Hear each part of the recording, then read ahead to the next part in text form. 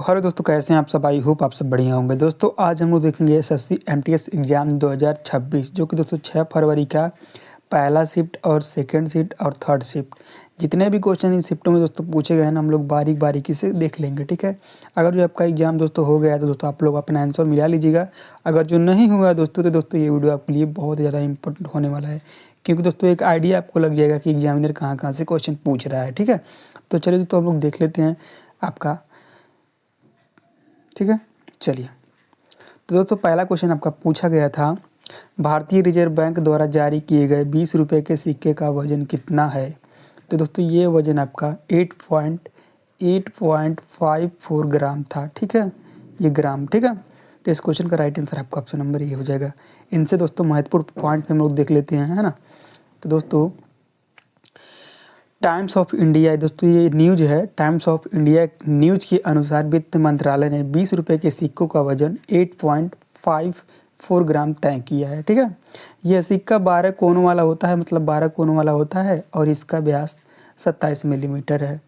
इनमें दोस्तों दो धातुएं इस्तेमाल होती हैं। बाहरी रिंग में निकल सिल्वर को मतलब उसका नाम है क्या, बाहरी रिंग वाले में निकल सिल्वर और अंदर का हिस्सा ब्रास का। ठीक है, तो ये आपको ध्यान रखना है। ठीक है, चलिए अगला क्वेश्चन नंबर आपका 2 पूछा गया था, निम्नलिखित में से कौन सा आंदोलन 1932 में दोबारा द्वितीय चरण शुरू किया गया था।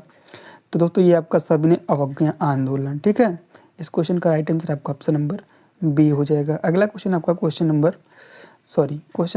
देखने से पहले दोस्तों हम लोग कुछ इंपॉर्टेंट पॉइंट देख लेते हैं। दोस्तों प्रथम चरण यह 1930 में दांडी मार्च के साथ शुरू हुआ था।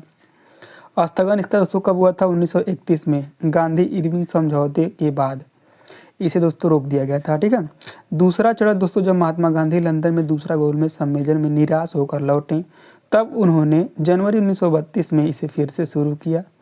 ये आपको ध्यान रखना है। इसकी समाप्ति दोस्तों, यह आंदोलन की समाप्ति धीरे धीरे धीमा पड़ा और 1934 में आधिकारिक रूप से वापस ले लिया गया। ठीक है, क्वेश्चन नंबर आपका 3 पूछा गया था दोस्तों, बाजार मूल्य पर सकल घरेलू उत्पाद से क्या घटाने पर साधन लगातार सकल घरेलू उत्पाद प्राप्त होता है ना। तो इस क्वेश्चन का राइट आंसर आपका ऑप्शन नंबर क्या हो जाएगा दोस्तों, इस क्वेश्चन का राइट आंसर आपका ऑप्शन नंबर सी हो जाएगा दोस्तों, शुद्ध अप्रत्यक्ष कर। ठीक है, चलिए दोस्तों अगला क्वेश्चन आपका पूछा गया था, कच्ची माल से लेकर उत्पादी की अंतिम बिक्री तक वस्तुओं के प्रवाह को प्रबंधन करने की प्रक्रिया को क्या कहा जाता है। दोस्तों इस क्वेश्चन का राइट आंसर आपका ऑप्शन नंबर डी हो जाएगा, व्यापार रसद कहा जाता है। ठीक है, चलिए अगला क्वेश्चन नंबर आपका 5 पूछा गया था, सेल्यूकस निकेटर कौन था और उसका राजदूत किसके शासनकाल में भारत आया था। तो दोस्तों इस क्वेश्चन का राइट आंसर आपका ऑप्शन नंबर ए हो जाएगा, सिकंदर का सेनापति चंद्रगुप्त मौर्य। ठीक है, इस क्वेश्चन का राइट आंसर आपका ऑप्शन नंबर ए हो जाएगा। दोस्तों एक पुस्तक है जो एग्जामों में दोस्तों बार बार देखने को मिलते हैं। ये पुस्तक का नाम दोस्तों इंडिका है और इंडिका पुस्तक के लेखक मेगास्थनीज हैं, ये भी आपको ध्यान रखना है। अगला क्वेश्चन नंबर आपका 6 है, भारतीय संविधान का कौन सा अनुच्छेद राष्ट्रपति पर महाभियोग चलाने का प्रक्रिया प्रदान करता है।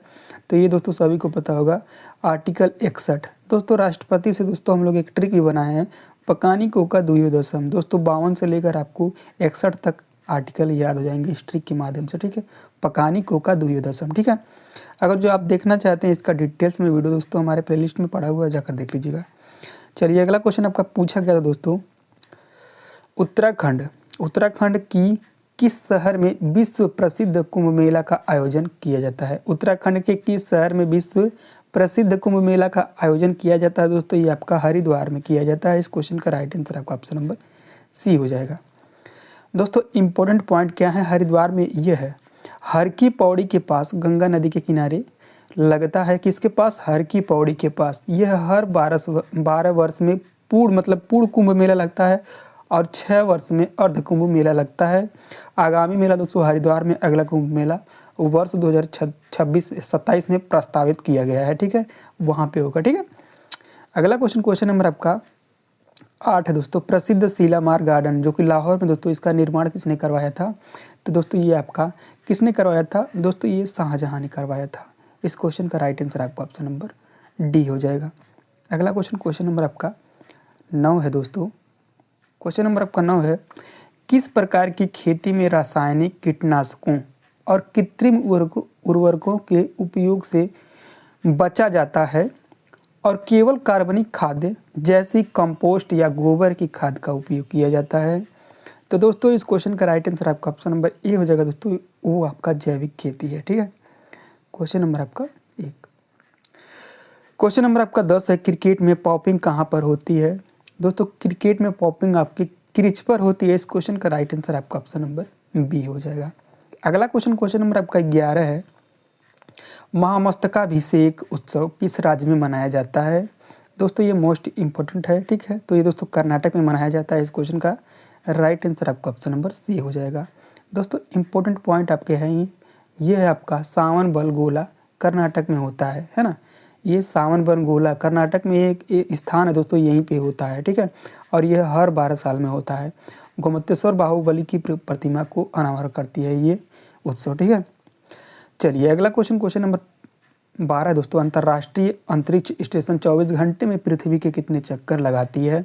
तो दोस्तों 15.5 से 16 बार लगाती है। इस क्वेश्चन का राइट आंसर आपका ऑप्शन नंबर डी हो जाएगा दोस्तों। अब हम लोग देखेंगे दोस्तों एसएससी एमटीएस 2026 6 फरवरी के सेकेंड शिफ्ट में दोस्तों कौन कौन से क्वेश्चन पूछे गए हैं दोस्तों, हम लोग वहाँ से देख लेते हैं। ठीक है, चलिए दोस्तों इसमें पहला क्वेश्चन आपका पूछा गया था। दोस्तों ये नंबर वाइज आप ध्यान मत रखिएगा कि पहला क्वेश्चन ये नहीं था वो नहीं था।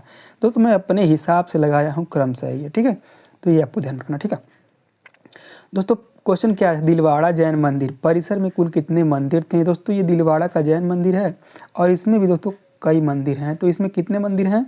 तो दोस्तों ये आपके 5 मंदिर हैं। इस क्वेश्चन का राइट आंसर आपका ऑप्शन नंबर ए हो जाएगा दोस्तों।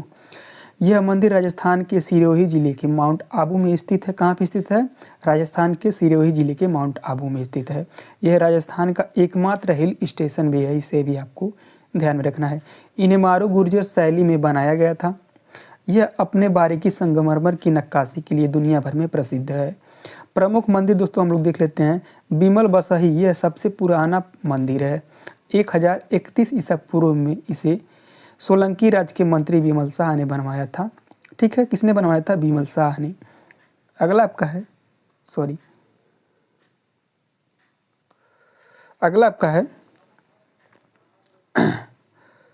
अगला आपका है लुड़वसही। इसे दोस्तों 1230 ईसा पूर्व में वस्तुपाल और तेजपाल, ये दोनों दोस्तों भाई थे, इन्होंने ही बनवाया था। ठीक है, इसकी विशेषता दोस्तों क्या है?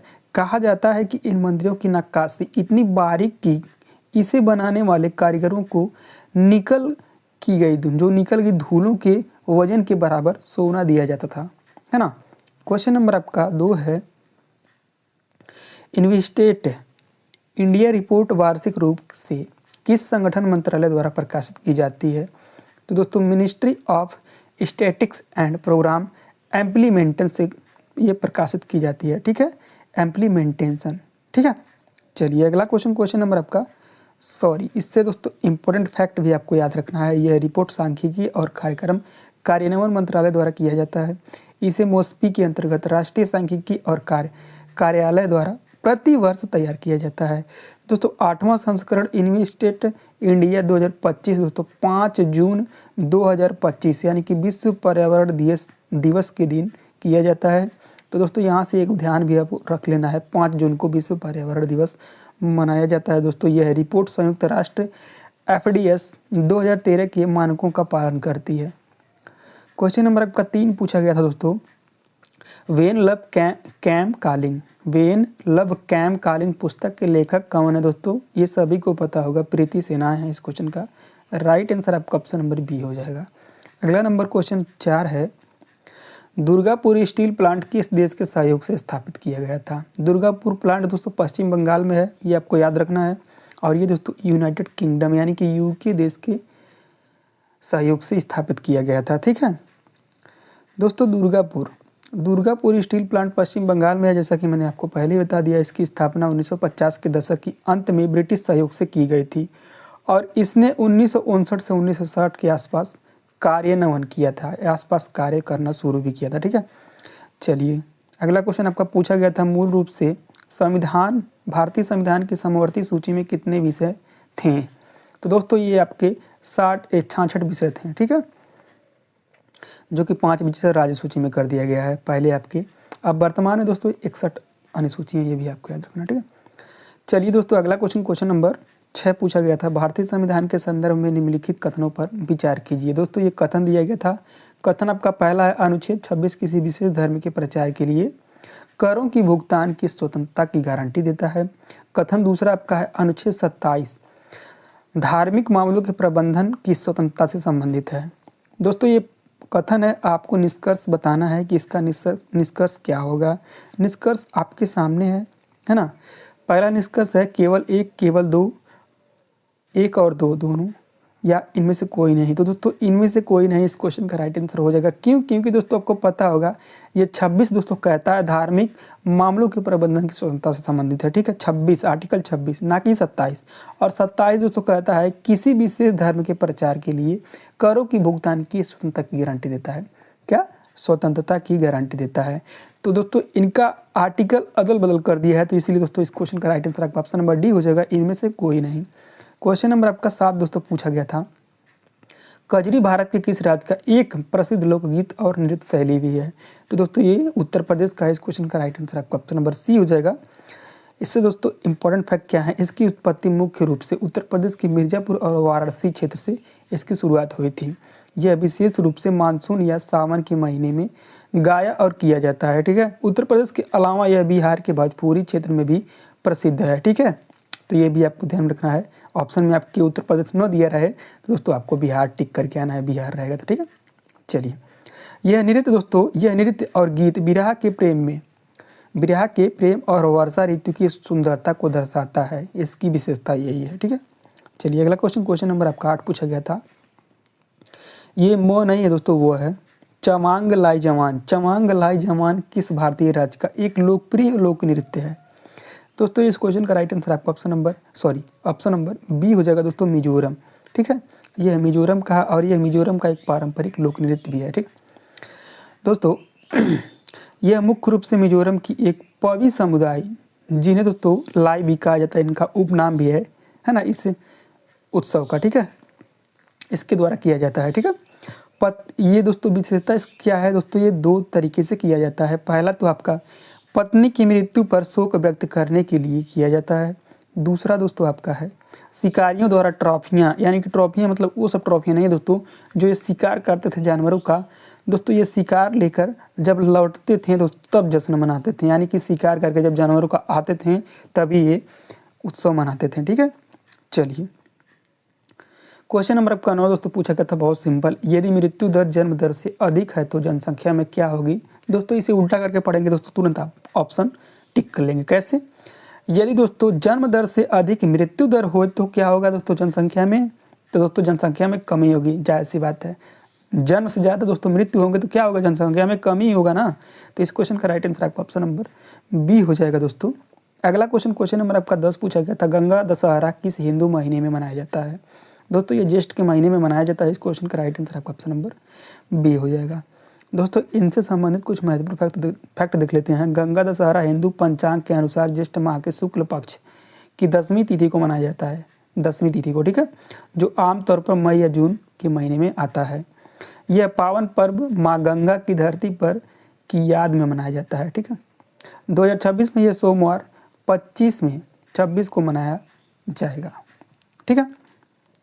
अगला क्वेश्चन नंबर आपका 11 पूछा गया था दोस्तों, दिए गए विकल्पों में से भारत का सबसे अधिक जनसंख्या वाला राज्य कौन सा है। दोस्तों यहाँ दोस्तों विकल्पों के अनुसार पूछा है, ना कि दोस्तों आपका पूरे भारत में। पूरे भारत में दोस्तों यूपी या उत्तर प्रदेश, तो यहाँ पे ऑप्शन मत ढूंढिएगा। यहाँ इसके अनुसार दोस्तों पश्चिम बंगाल है, यहाँ लगभग दोस्तों 9.13 करोड़ है ना। पश्चिम बंगाल जनगणना 2011 के अनुसार लगभग 9.13 करोड़ की आबादी के साथ यह इन विकल्पों में से ऊपर यानी कि शीर्ष पर है। वहीं तमिलनाडु को दोस्तों 7.21 करोड़ के अनुसार मतलब यहाँ जनसंख्या निवास करती है, कितना 7.21 करोड़, ठीक है। वहीं कर्नाटक दोस्तों, कर्नाटक आपका क्या है, कर्नाटक में दोस्तों 6.11 करोड़ जनसंख्या निवास करती है। और यहीं दोस्तों उड़ीसा में 4.20 करोड़ जनसंख्या निवास करती है, ठीक है। तो इनमें दोस्तों ऑप्शंस यही दिया गया था, तो इन ऑप्शन में दोस्तों आपका पश्चिम बंगाल राइट हो जाएगा। अगला क्वेश्चन आपको पूछा गया था, वॉलीबॉल सर्विस के संबंध में निम्नलिखित कथनों पर विचार करें। पहला कथन आपका दिया गया था दोस्तों, सर्विस के दौरान सर्वर का पर और लाइन को छू सकता है, लेकिन कोर्ट के अंदर नहीं होना चाहिए, है ना, ये कथन है दोस्तों। और दूसरा कथन आपका दिया गया था, यदि सर्वे के दौरान गेंद ने नेट से टकराकर विपक्षी कोर्ट में गिरती है तो इसे वैध सर्विस माना जाता है। तो इस क्वेश्चन का राइट आंसर क्या होगा दोस्तों, आपसे यही पूछ रहा है, कथन दिया है, कथन का पढ़ के निष्कर्ष बताइएगा, ठीक है। चलिए दोस्तों, इसका निष्कर्ष क्या होगा, तो दोस्तों इसका निष्कर्ष केवल 2 सही होगा, है ना। यदि सर्वे के दौरान गेंद नेट से टकराकर विपक्षी कोर्ट में गिरती है तो इसे वैध सर्विस माना जाता है ना। चलिए क्वेश्चन नंबर आपका 13 पूछा गया था दोस्तों, 1919 में प्रकाशित हिंद स्वराज पुस्तक के लेखक कौन है, ये सभी को पता होगा दोस्तों, महात्मा गांधी जी हैं। इस क्वेश्चन का राइट आंसर आपका ऑप्शन नंबर सी हो जाएगा। क्वेश्चन नंबर आपका 14 है, हड़प्पा सभ्यता के लोगों द्वारा औजारों, हथियारों और आभूषणों के निर्माण के लिए मुख्य रूप से किस धातु का उपयोग किया जाता था, और यह मुख्य रूप से वर्तमान राजस्थान की खेतड़ी खदानों से प्राप्त किया जाता था। दोस्तों ये सभी को पता होगा दोस्तों, ये तांबा था, ठीक है। चलिए क्वेश्चन नंबर आपका 14 अगला है आपका, शनिवार निम्नलिखित में से किस धातु का मुख्य अयस्क है। शनिवार दोस्तों मरकरी का यानी कि पारा का है। इस क्वेश्चन का राइट आंसर आपका ऑप्शन नंबर सी हो जाएगा, ठीक है। अगला क्वेश्चन नंबर आपका 15 दोस्तों, 1 किलो जूल कितने जूल के बराबर होता है। दोस्तों 1000 के बराबर होता है, सभी को पता होगा। क्वेश्चन नंबर आपका 16 पूछा गया था, निम्नलिखित में से कौन सा पर्वत श्रृंखला हिमालय का हिस्सा नहीं है। दोस्तों ये आपका अरावली नहीं है, और अरावली दोस्तों सबसे पुराना पर्वत है, ये भी आपको ध्यान में रखना है। चलिए अब हम लोग देखेंगे दोस्तों SSC MTS 2026 6 फरवरी के जो थर्ड शिफ्ट में क्वेश्चन पूछे गए दोस्तों, हम लोग उन्हें देख लेते हैं, ठीक है। तो इसमें दोस्तों पहला क्वेश्चन आपका पूछा गया था, in the food steps of Mahatma Gandhi sanitation पुस्तक के लेखक कौन है। दोस्तों बताइएगा कौन है। तो दोस्तों ये आपके सुदर्शन अयंगर हैं। इस क्वेश्चन का राइट आंसर आपका ऑप्शन नंबर ए हो जाएगा, सुदर्शन अयंगर दोस्तों गुजरात विद्यापीठ अहमदाबाद की पूर्व कुलपति और गांधी हेरिटेज मिशन के सदस्य थे, है ना। यह पुस्तक प्रशासन विभाग, सूचना और प्रसारण मंत्रालय, भारत सरकार द्वारा प्रकाशित की गई है, ठीक है।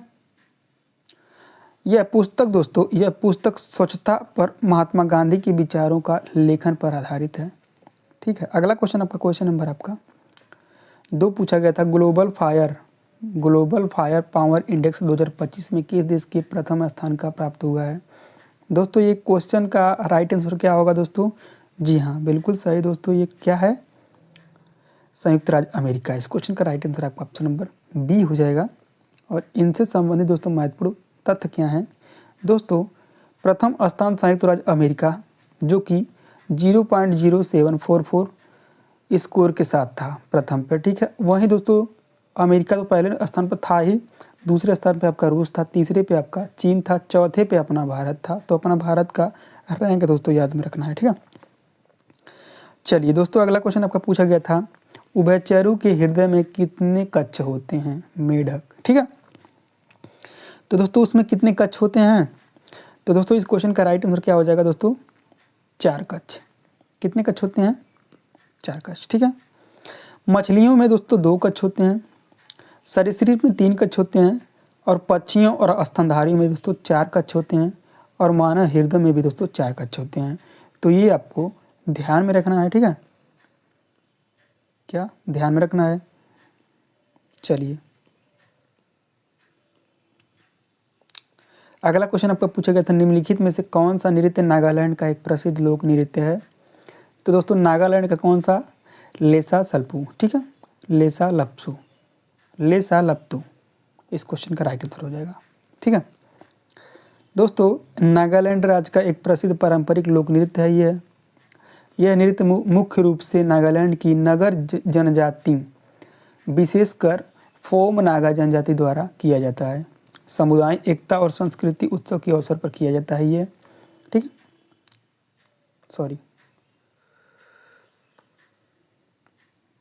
चलिए अगला क्वेश्चन आपका पूछा गया था दोस्तों, 13 अप्रैल 1919 को भारत के इतिहास में कौन सी महत्वपूर्ण घटना हुई थी?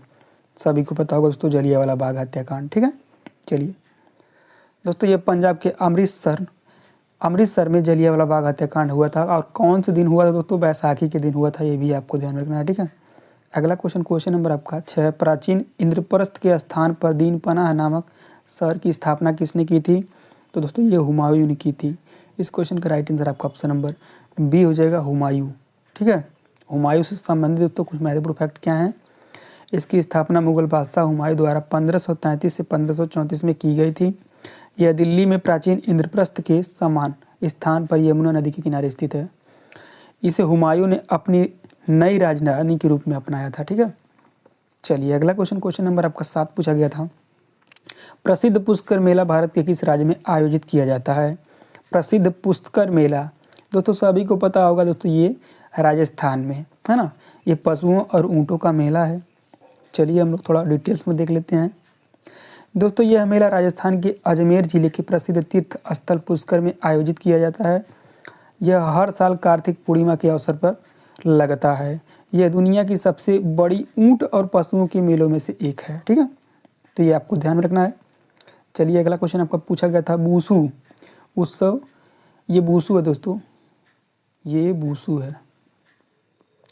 बूसू उत्सव मुख्य रूप से भारत के किस राज्य में दिमासा जनजाति द्वारा किया जाता है?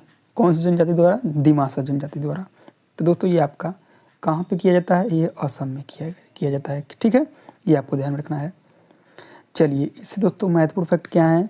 बूसू जनजाति फसल कटाई का प्रमुख त्यौहार है, जो मुख्य रूप से असम और नागालैंड की दीमापुर जिले में निवास करने वाला दिमासा जनजाति जनवरी महीने में धूमधाम से किया जाता है। ठीक है, यह त्यौहार नई फसल की आने और अनाज भंडार भरने के बाद किया जाता है। अगला क्वेश्चन आपका क्वेश्चन नंबर 9 पूछा गया था, उसे कोलाइडल तंत्र को क्या कहा जाता है जिसमें गैस एक ठोस माध्यम में परिक्षिप्त होती है, जैसा कि स्पंज में देखा गया है। ठीक है, तो दोस्तों ये आपका क्या होगा? इस क्वेश्चन का राइट आंसर आपका तो सॉलिड फॉर्म में होता है इस क्वेश्चन का राइट आंसर। ठीक है, अगला आपका है, टेनिस की एक सामान्य गेम को जीतने के लिए एक खिलाड़ी को न्यूनतम कितने अंक प्राप्त करने होते हैं? तो दोस्तों ये आपके 4 अंक प्राप्त करने होते हैं। दोस्तों ये वीडियो आपको कैसा लगा आपको कमेंट करके बताना है ना, क्योंकि दोस्तों मैं इसी तरीके के वीडियो बनाता रहता हूँ। अगर जो आपको थोड़ा सा भी पसंद आया हो तो वीडियो को लाइक एंड शेयर कर दें, और चैनल पर दोस्तों पहली बार आए सब्सक्राइब करना ना भूलें। दोस्तों कुछ और भी महत्वपूर्ण हम लोग कुछ इंपॉर्टेंट क्वेश्चन देख लेते हैं। ठीक है, चलिए तो दोस्तों अब हम लोग देखेंगे संविधान संशोधन। महत्वपूर्ण संशोधन दोस्तों हम लोग देख लेते हैं, क्योंकि ये आपके एग्जाम के पॉइंट ऑफ व्यू से बहुत ही मोस्ट इंपॉर्टेंट है। ठीक है, तो चलिए दोस्तों थोड़ा हम डिटेल्स में देखेंगे, इसीलिए दोस्तों आपको याद भी हो जाएगा। ठीक है दोस्तों, संविधान संशोधन का वर्णन अनुच्छेद 368 में किया गया और ये भाग 20 में वर्णित है। संविधान संशोधन का प्रकार मतलब संविधान संशोधन का वर्णन दक्षिण अफ्रीका के संविधान से लिया गया है, तो ये भी आपको ध्यान रखना है। मूल संविधान में दोस्तों 8 अनुसूची थी दोस्तों, बाद में 4 और जोड़ी गई संविधान संशोधन के माध्यम से। वो 4 हम लोग देख लेते हैं कौन कौन सी जोड़ी गई, क्योंकि दोस्तों हम अनुसूचियाँ इसलिए देख रहे हैं क्योंकि संविधान संशोधन, पहला संविधान संशोधन 1951 में मूल अनुसूची में ही हुआ था। और वो अनुसूची कौन थी? 9वीं अनुसूची। 8 अनुसूची तो मूल संविधान में थी, 9वीं दोस्तों जोड़ी गई थी संविधान संशोधन के माध्यम से। ठीक है, तो हम लोग देख लेते हैं दोस्तों। तो दोस्तों हम लोग 4 एक झटके में दोस्तों याद कर लेंगे, ये चारों अनुसूचियाँ दोस्तों हम लोग याद कर लेंगे। कैसे? पहला तो दोस्तों 1951 में दोस्तों पहला संविधान संशोधन हुआ था, जो कि 9वीं अनुसूची जोड़ी गई थी। इसका विषय भूमि सुधार से संबंधित था। ठीक है, उसके बाद दोस्तों 10वीं अनुसूची दोस्तों कब हुई थी? तो 1985 में। और इस संविधान संशोधन का क्या 52वां, देखिए यहाँ 51 है, एक और जोड़ेंगे कितना हो जाएगा? 52। तो ये 52वां संविधान संशोधन।